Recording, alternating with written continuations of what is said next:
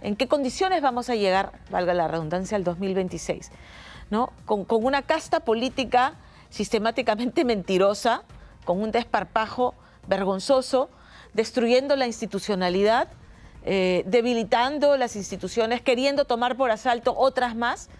Así estamos. Entonces, ¿qué nos va a quedar en el 2026? ¿Estamos siendo pájaros de mal agüero los periodistas?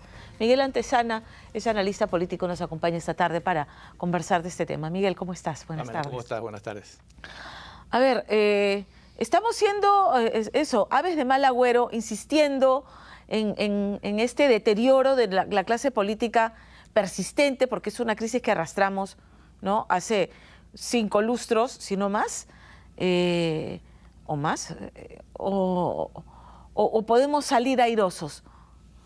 Creo que estamos siendo realistas y nos estamos quedando cortos, porque lo que se viene en el 2026 es precisamente la continuación de la crisis, solamente con nuevas caras.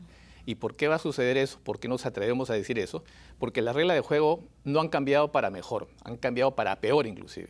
Hace poco hemos tenido una reforma constitucional que ha dado paso a la bicameralidad que ya rechazamos en un referéndum. Ha dado paso a la reelección de congresistas, precisamente mochazuelos y una cantidad de bribones que están metidos en el Congreso. Y estamos manteniéndonos con la misma regla de juego en que los partidos políticos tradicionales o los que tengan plata, recursos y un aparato para hacer un partido político puedan participar. Pero los ciudadanos que quizás estamos preocupados por lo que está pasando, estamos hartos de lo que está pasando, tenemos las puertas cerradas. Porque entonces solamente los que están ahí es que pueden continuar haciendo y manteniendo ese status quo de corrupción, de viveza, de mal uso de los recursos, y nos vamos a ver frente a eso mismo en el 2026. Vamos a tener que elegir con las mismas caras, y lo más probable es que tengamos nuevamente una segunda vuelta con las 2 peores opciones y saber elegir el mal menor, y nuevamente estaremos sentados en el 2026, y estamos vivos, hablando de lo mismo. O sea, no va a ocurrir, porque yo digo, ¿en qué momento Fuerza Popular, Alianza para el Progreso, Renovación Popular, Acción Popular, la que era la oposición recalcitrante de Pedro Castillo y Dina Boluarte, porque este es el mismo gobierno, van a decir, basta de arrastrarme por el fango, respaldando una presidenta que miente con desparpajo, que tiene investigaciones abiertas gravísimas, y tengo que tomar distancia porque viene la campaña presidencial y ya no me conviene asumir los pasivos de este gobierno? Es que el Congreso es la demostración precisamente de la normalización de la corrupción, de la institucionalización de la crisis, del desastre que estamos viviendo. Fíjate que en el caso de Vizcarra sucede algo interesante. Vizcarra llega de carambola a la presidencia, disuelve el Congreso, hay un nuevo Congreso, y este nuevo Congreso, en una especie de venganza institucional, vaca a Vizcarra. Sin embargo, ahora sucede algo interesante. Tenemos también a una presidenta que llega de taquito a la presidencia, y este Congreso, en vez de fiscalizarla, se convierte en el cómplice. Se convierte en el cómplice que hace que ambos se mantengan en el poder, porque hay razones de sobra para vacar a Boluarte en este momento. El tema de la incapacidad moral, el tema de los delitos que hay antes y durante su gobierno. Pero el Congreso, claro, tiene una investigación más abierta, no solamente es los Rolex y la matanza, es sobre el financiamiento del partido y ella sí estaba como que al tanto de, aunque lo ha dicho que no, de los aportes de campaña. Ahí también tiene una investigación. Exactamente, y también los manejos que tuvo cuando era directiva del Club Huancayo. Apurímac, perdón. Entonces, tenemos una cantidad de motivos como para salir de esta presidenta. Sin embargo, fíjate que caemos más al fondo, porque si salimos de Boluarte, ¿quién asume? El actual presidente del Congreso, que también tiene un prontuario de investigaciones, tiene una cantidad de situaciones, o caemos en la situación de que sucedió con Sagasti, que se elige una nueva directiva para que haga esa transición, pero no les interesa ni lo van a hacer, porque justo dentro de un año es la convocatoria de elecciones generales. Y cuando es la convocatoria de elecciones generales, pues ya no se pasa nada. Hay que mantener simplemente hasta el 2026 y se cumple lo que ambos poderes desean, llegar hasta el 2026. Claro, que ya no haya la posibilidad ni de vacar, ni de disolver, ni de nada. ¿Ya para qué? ¿Ya para qué si estamos en elecciones? A puertas. Y todo el mundo está dedicado a la campaña electoral a partir de ese momento. ¿A qué estamos condenados entonces en esta situación de andar en círculos? Porque yo decía 5 lustros, son más, hoy 6, ¿no? O sea, todos los expresidentes, salvo los interinos, ¿no?, que no fueron elegidos democráticamente, Sagasti y Paniagua, todos están procesados por corrupción. o cumpliendo prisión preventiva o a punto de entrar a iniciar juicio para terminar probablemente condenados. Entonces, ¿cómo hacemos? ¿Cómo llegamos al 2026? Y por otro lado, Miguel, hay una clase empresarial, ¿no?, que dice, no muevan más las cosas. Si esto es lo que hay, como sea ya. Hay que ser pragmáticos. O sea, estábamos peor con Castillo, ya no muevan más las cosas porque si no, no avanzamos. Ya, lleguemos al 2026 porque esto es lo que hay. Somos corresponsables de lo que está pasando. Y es más, cuando tú decías esto de los empresarios y de otras instituciones que están viendo, que son observadores, fíjate que también se asoma la palabra cómplices. Y eso es triste, por decirlo menos, que estemos viviendo este caos. Y podrán decir, no, somos pragmáticos. Otra elección más, otro presidente más, otro cambio más, con todo lo que eso significa de desestabilización para el país. Es un pretexto absurdo, no es ser pragmático, es ser cómplice de lo que está pasando, porque tú entonces validas ese sistema corrupto, validas este caos que está institucionalizado. Entonces, yo creo que lamentablemente vamos a tener que llegar a un punto de quiebre. No sé cómo, porque va a sonar así a revoltoso, a buscar caos, ¿no? Pero muchas veces hay que caer fondo, hay que tocar el piso para salir adelante y darse cuenta de lo que está pasando.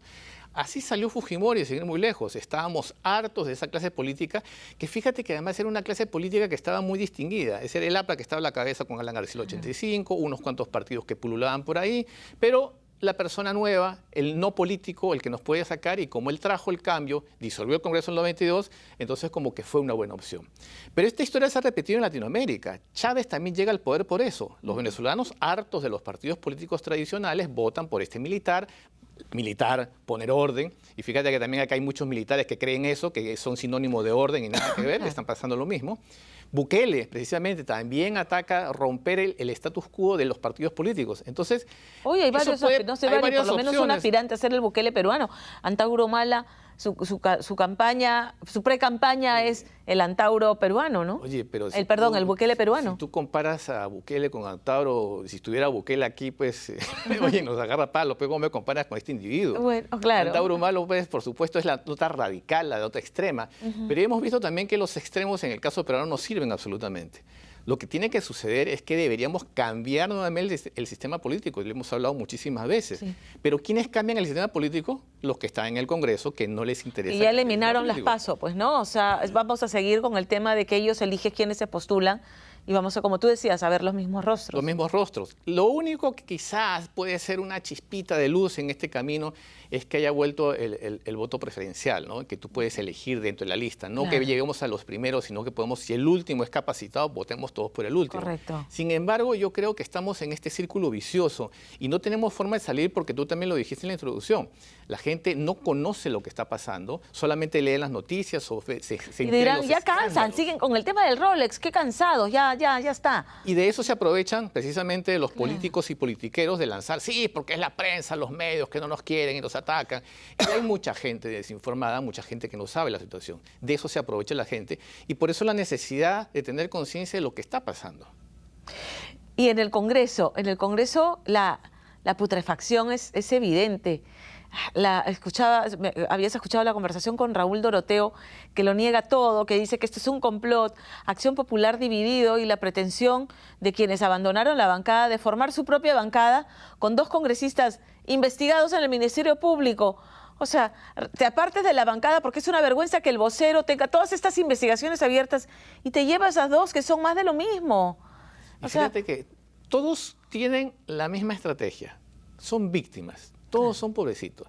Este señor decía que es un complot. Cuando me mandan el mensaje, descubrí que era un complot. Claro. Oye, ¿qué complot de qué? ¿Los marcianos? Claro. ¿Qué cosas están haciendo? ¿Qué estás haciendo de extraño para que sea un complot? Y no sé explicar el complot. Claro. Pero todos se victimizan. Todos creen que es una campaña, todos son pobrecitos. Pero cuando lo descubren, como el caso de los Rolex, así igualito ha sucedido, porque estamos hablando de hilos de diferentes madejas, pero que todas son del mismo tenor. Delincuencial, corrupción, tráfico de influencias. Y nuevamente llegamos a lo mismo. Nos hemos acostumbrado a vivir de eso. Y eso es triste.